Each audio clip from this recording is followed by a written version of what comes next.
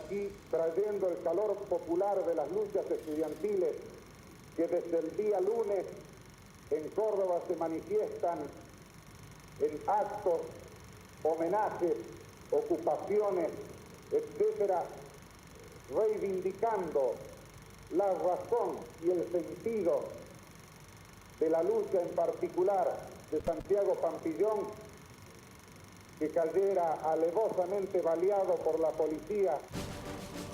Esta situación produce una alianza entre estudiantes y obreros que se convierte en el eje fundamental de las luchas sociales contra la dictadura.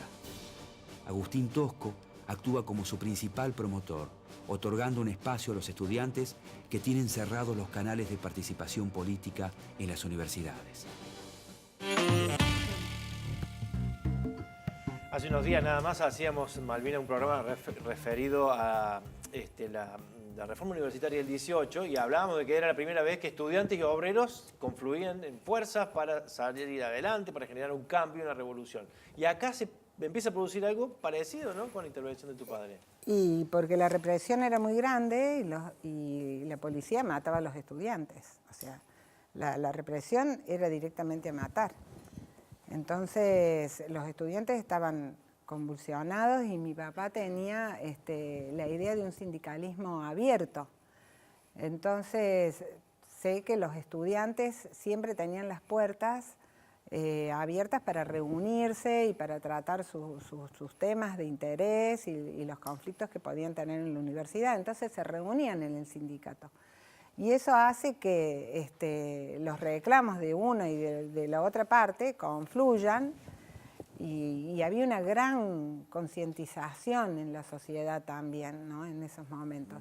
Quizás por la cuestión internacional, había ocurrido en el Mayo francés en el 68, bueno, la Revolución cubana, y entonces había una efervescencia que hacía que todas las personas estuvieran realmente informadas y con una idea de un proyecto de país diferente al que estaba pasando, o sea, en contra de cualquier dictador que viniera y se quisiera poner por sí.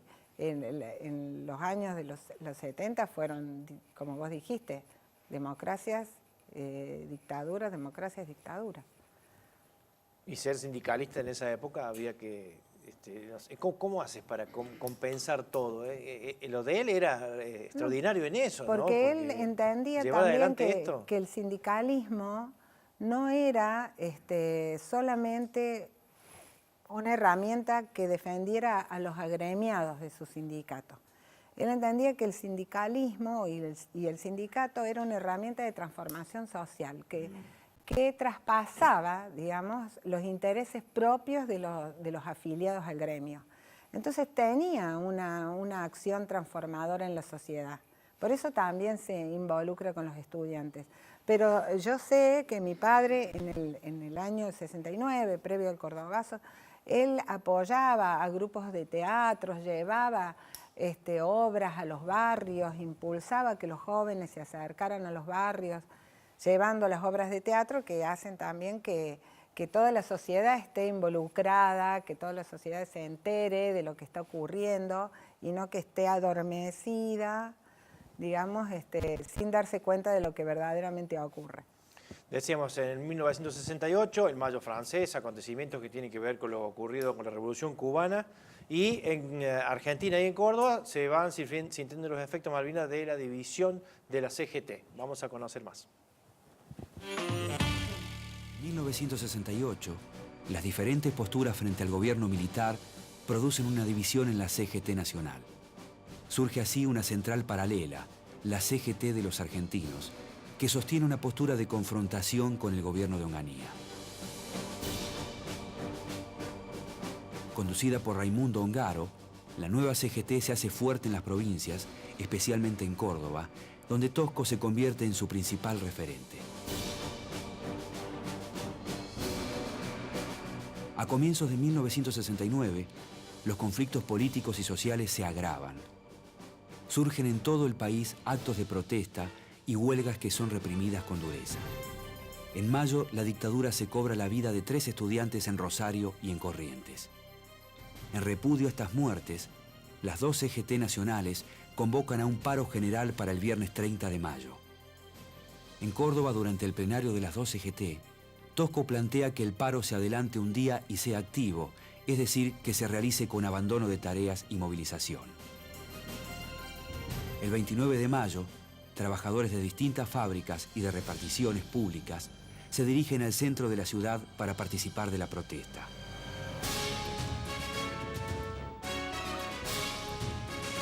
Tosco encabeza la columna de Luz y Fuerza y junto con el secretario de ESMATA, Elpidio Torres, son los principales referentes de la manifestación.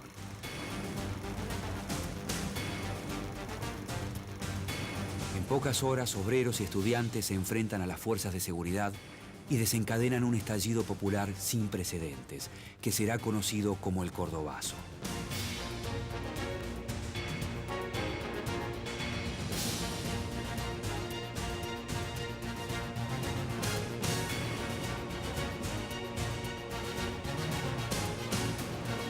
Al día siguiente, decenas de dirigentes estudiantiles y gremiales son detenidos por la policía y luego juzgados por tribunales militares. Tosco es condenado a 8 años de prisión y es trasladado al penal de Rawson. Pero meses después, la presión popular obliga al gobierno a decretar una amnistía para la mayoría de los presos políticos. Malvina, aquí fuera de cámara me está diciendo, es condenado a 8 años y cumple ¿cuánto de prisión? Sí, no sé si llega al año. Lo que ocurre, yo veía un documental también que había hecho la Universidad Nacional de Córdoba, donde dice que a él, la derecha, digamos, y los gobiernos, la oligarquía, los dictadores, querían meterlo preso a como dé lugar, pero siempre salía libre, porque los trabajadores eran realmente los que, las movilizaciones en la calle, hacía que lo tuvieran que soltar. No podían contra las revueltas urbanas que había, las manifestaciones, las presiones de los trabajadores hacían que... Era un pueblo cordobés muy concientizado. Además que, digamos, la tarea de mi papá lleva el reconocimiento de toda la sociedad, porque era un hombre transparente, él era un hombre sumamente honesto, en su dialéctica, en el decir, en el hablar a la gente. No había, digamos, oscurantismos ni otro tipo de intereses. Nosotros vivíamos en nuestra casa con mi madre y mi hermano y bueno, sufríamos eso, pero también estábamos orgullosos de ser la familia de él y hoy día más que nunca, digamos, porque es lo que hace que hoy mi papá sea la piedra en el zapato para muchos sindicalistas y para muchos políticos también, porque eso la ciudadanía no se olvida de eso. Entonces eso creo que es lo que hace que él también permanezca en la historia a pesar de la dictadura y a pesar de haber querido ser invisibilizado por distintas partes de la sociedad, él sigue vigente y bueno, es un compromiso que yo tengo también, por eso vengo y les agradezco que me inviten, porque es lo mínimo que yo puedo hacer como hija, digamos, traer la memoria de él siempre al presente,